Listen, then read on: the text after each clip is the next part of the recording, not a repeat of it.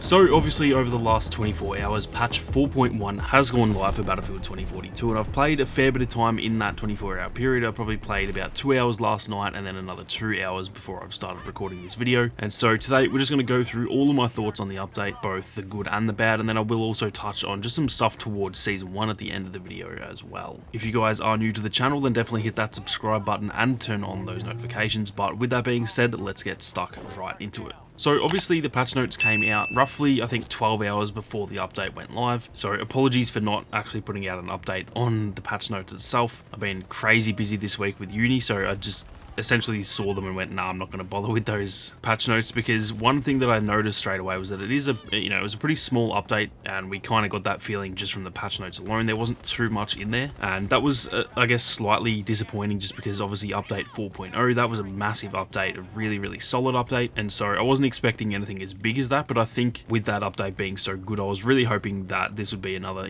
decently sized update to kind of just continue that trend and set us up really well for Season 1. But obviously this one wasn't quite as big, so that is slightly disappointing. But with that being said, I think the changes that were made were pretty much all really decent. There's probably 3 things that stand out to me in these patch notes. Obviously there was a lot of changes. There was probably still around like 50 or so changes, but there was kind of only 3 big ones for me, and that was 1, Boris's turret got a nerf, which is something that I've literally just made a video on the other week. 2, the bolties actually got moved to a different vehicle class, so now they're available with the tanks and stuff rather than a transport vehicle, and that is another really solid change. And then obviously probably the biggest one is that they've actually removed 128 player breakthrough, which is kind of like a good thing in a lot of ways, and also a bad thing for those who enjoyed it. I kind of enjoyed it. The reason for me that I didn't really play it was mostly to do with like the performance of the game. Playing 128 player modes, especially on maps like Manifest, for example, it did feel like you had some frame drops and the stability of the game just wasn't as good, so I didn't really play it as much. But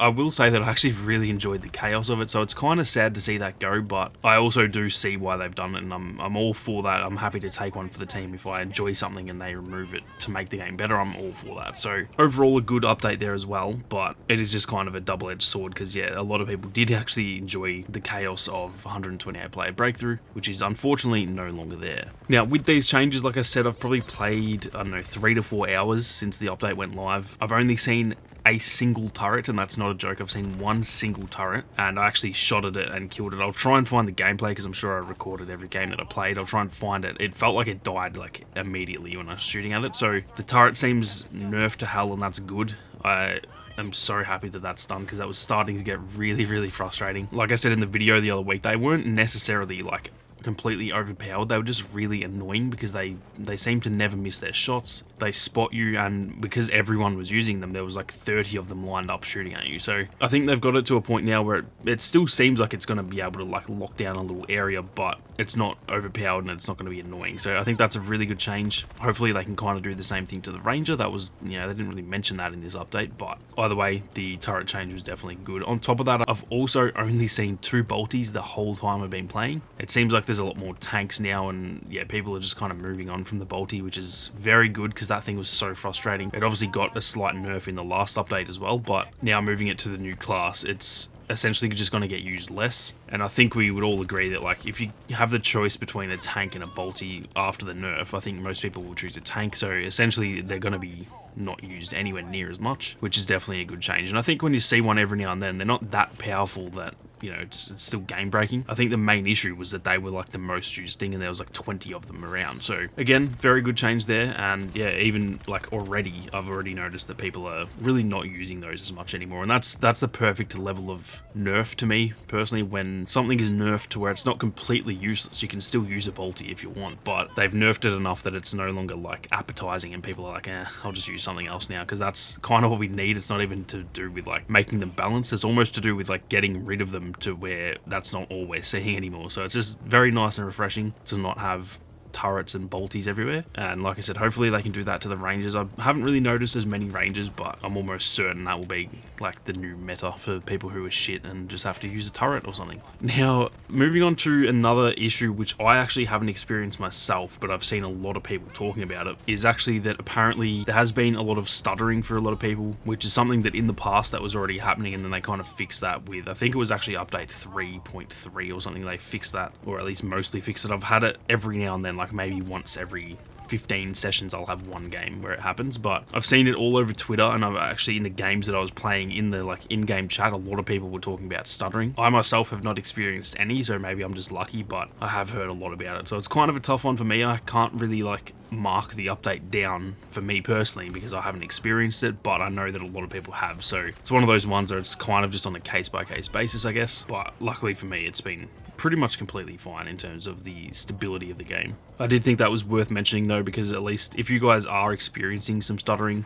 at least you guys know you're not alone, and I'd imagine that will be like at the top of their priority list because that's like a game-breaking issue. So I'm not sure if anyone's pinpointed why it's happening, if it's certain consoles that it's happening on, if it's like anything specific, any type, specific maps or anything like that. I'm not sure if that's been figured out yet, but if you guys are experiencing that, just, probably just take a couple days or weeks off the game. I'm pretty sure they will probably try and fix that in its own update. I have no idea if that's true, but if it's as big of an issue as I've seen, I'd imagine they will like prioritize that and actually do like a separate update before Season 1. So yeah, hopefully it's not too bad. Hopefully they can fix that pretty quickly, but unfortunately for now, I think a lot of people are struggling with that issue. Now, the last thing that I wanted to touch on, which wasn't actually, part of this update, but they did mention it in the patch notes, is that Season 1 is actually confirmed not only for June, but for early June. So as I'm recording this, it's the 20th of May, and I'd imagine, early June has to surely be before the 15th of June. That seems like the logical thing to me. I don't know if that's,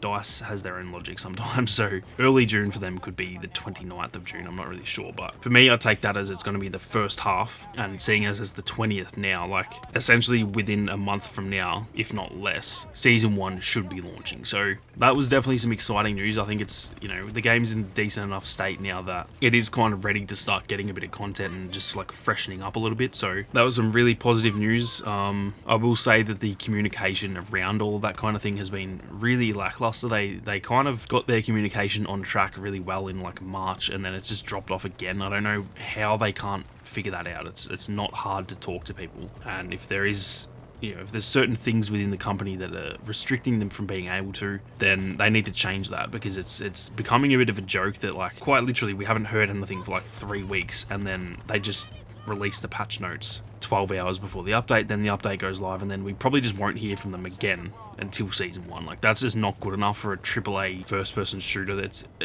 say what you will about the game, it's still one of the top shooters in the entire world. Halo's down bad at the moment. Call of Duty Vanguard is absolute arse. It's still up there as one of the top, if you remove probably the Battle Royale games, because they're all obviously killing it. If you just talk about like the typical multiplayer shooters, it's still up there as one of the best, even in its current state, and it's just not good enough that they just cannot communicate when they're still lucky to be in that position that it is a big AAA franchise. So I'm actually going to make a separate video on that next week, because I can feel a rant coming. I'm not going to bore you guys with that, but I will just say the communication has been absolute arse from DICE and EA, and yeah, hopefully they can fix that going into Season 1, because that's really what the game needs, in my opinion. Overall though, at least for me, again with the stuttering, it's kind of hard to say for everyone, but for me personally, this update has been really good. Again, it was kind of on the smaller side, so it's not like some extravagant update. I'm not like super hyped about it or anything, but for me personally, because I haven't had stuttering, it has made an improvement to the game. The turret doesn't seem to be an issue anymore. The bolties are less,